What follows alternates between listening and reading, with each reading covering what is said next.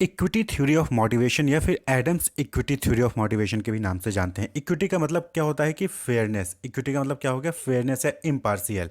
अब सपोज करिए कि आपके सामने एक जो है आपके ऑर्गेनाइजेशन में एक एम्प्लॉय है जो कि एमबीए किए हुए हैं और 2 साल का एक्सपीरियंस है और उनको जो सैलरी मिल रही है वो $70K मिल रही है। वहीं पे दूसरा एम्प्लॉय है, वो भी एमबीए किया हुआ है, 2 साल का एक्सपीरियंस है, लेकिन उसकी सैलरी जो है $75K मिल रही है। तो यहाँ पे क्या इक्विटी है? क्या फेयरनेस है?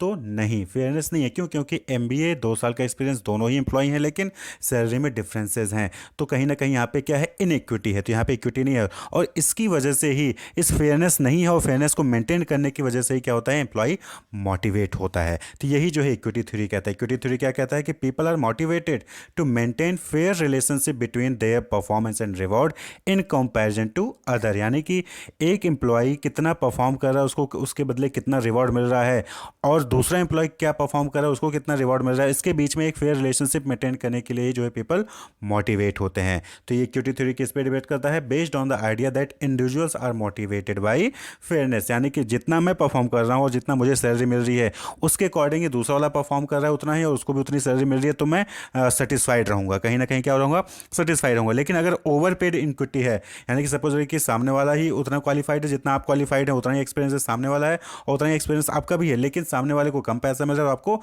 ज़्यादा मिल रहा है, तो इस केस में क्या होगा? कहीं ना कहीं आपके अंदर एक गिल्ट फीलिंग आती है। अंडर पेड इनइक्विटी में क्या होता है कि यानी कि सामने वाले को ज़्यादा मिल रहा है, आपको कम मिल रहा है, सब कुछ सेम है, लेकिन सामने वाले को ज़्यादा मिल रहा है, आपको कम मिल रहा है, तो कहीं ना कहीं आप डिजोनेंस में आते हैं। क्लियर? और इक्विटी यानी कि जब दोनों को बराबर होता है तो वहाँ पे क्या होता है? सेटिस्फैक्शन होता है। तो इक्विटी थ्योरी यही कहता है कि जब जो है इनइक्विटी होती है तो कहीं ना कहीं इंप्लॉय वहाँ पे मोटिवेट होता है और एफर्ट करता है, एफर्ट लगाता है। तो ये जो थ्योरी दी गई थी वो दी गई थी जॉन स्टेसी एडम्स द्वारा 1963 में, और इसीलिए इसको क्या कहते हैं? एडम्स इक्विटी थ्योरी भी कहा जाता है। तो इस इक्विटी थ्योरी में 2 अजम्पशन थे।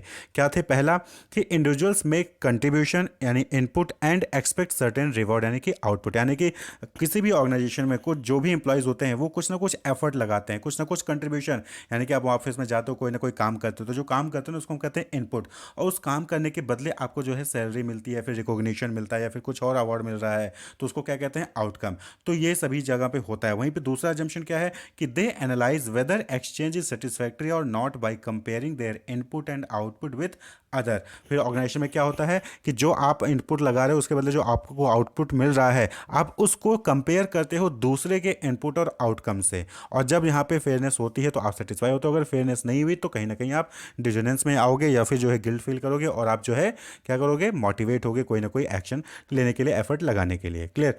तो इक्विटी थ्योरी में क्या कहा गया कि my outcome divided by my input is equal to others outcome is divided by others input. अगर ये है तो इक्विटी वहां पे होगा। इक्विटी थ्योरी यही कहती है, यानी कि फेयरनेस होना चाहिए।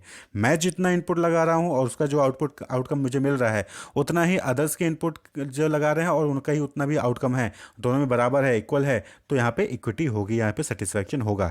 लेकिन अब सपोज करिए कि वहाँ पे जो है इनइक्विटी है, मतलब कि मेरा जो आउटकम है और मेरा जो इनपुट है वो दूसरे के आउटकम और दूसरे के इनपुट के इक्वल नहीं है। सपोज करिए कि एमबीए 2 ईयर के एक्सपीरियंस के साथ ही है लेकिन $70K है, एमबीए 2 ईयर एक्सपीरियंस के साथ दूसरा पर्सन है उसका $75K, तो यहाँ पे क्या हो गया? इनइक्विटी हो गया।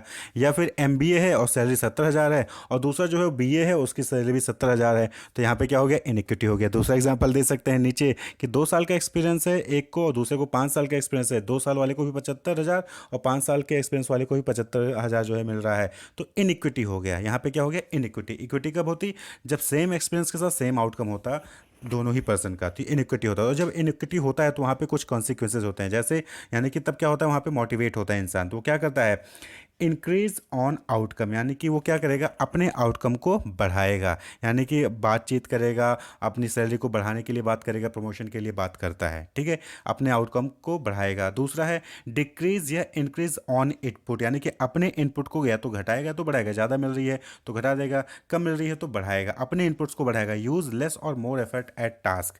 क्लियर? यानी कि दूसरे से ज़्यादा मिल रही है आपको तो आप क्या करोगे? कम परफॉर्म करोगे, लेकिन दूसरे से कम मिल रही है तो आप ज़्यादा परफॉर्म करोगे। Clear?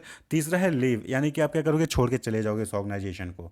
Find another more equitable job, यानी कि कहीं दूसरी जगह पे जहाँ पे आपको अच्छी सैलरी मिल रही होगी उसके अकॉर्डिंग जो है आप फाइंड आउट करने की कोशिश करोगे। तीसरा है नेक्स्ट चेंज रेफरेंट, यहाँ पे क्या करोगे? आप रेफरेंस को चेंज करोगे, यानी कि जिससे अभी तक आप अपने आप को कंपेयर कर रहे थे ना, उससे कंपेयर करने के बजाय आप दूसरे किसी से कंपेयर करना स्टार्ट कर दोगे। Find someone else to whom compare self, यानी कि अब जो है पहले जिससे कंपेयर करके आप डिजोनेंस में थे, दूसरे किसी से कंपेयर करोगे तो वहाँ पे हो सकता है कि आप सेटिस्फैक्शन में आ जाएं। और नेक्स्ट है री इवेल्युएट अदर्स इनपुट, यानी कि दूसरे के इनपुट को री इवेल्युएट फिर से करोगे। कभी कभी क्या होता है कि हमको लगता है कि जितना मैं पढ़ा लिखा हूँ उतना सामने वाला पढ़ा लिखा है, लेकिन उसकी सैलरी ज़्यादा मेरी कम है, तो हम डिजोनेंस में आ जाते हैं। लेकिन हमें ये नहीं पता कि शायद सामने वाले के इनपुट्स में हो सकता है कुछ एक्स्ट्रा हो, यानी कि सामने वाले ने सेम क्वालिफिकेशन, मैंने भी एमबीए उसने भी एमबीए, लेकिन हो सकता है उसने टैली अलग से कर रखी हो, या फिर हो सकता है उसने कोई डिप्लोमा कोर्स कर रखा हो। तो कहीं ना कहीं जो है सामने वाले के इनपुट में हो सकता है कि कुछ ना कुछ चेंजेज हो, तो उसको फिर से रिवैल्यूएट करिए कि सही कहीं ऐसा तो नहीं कि सामने वाले के इनपुट्स कुछ ज़्यादा हैं, except that others are more qualified educated या फिर समथिंग एल्स।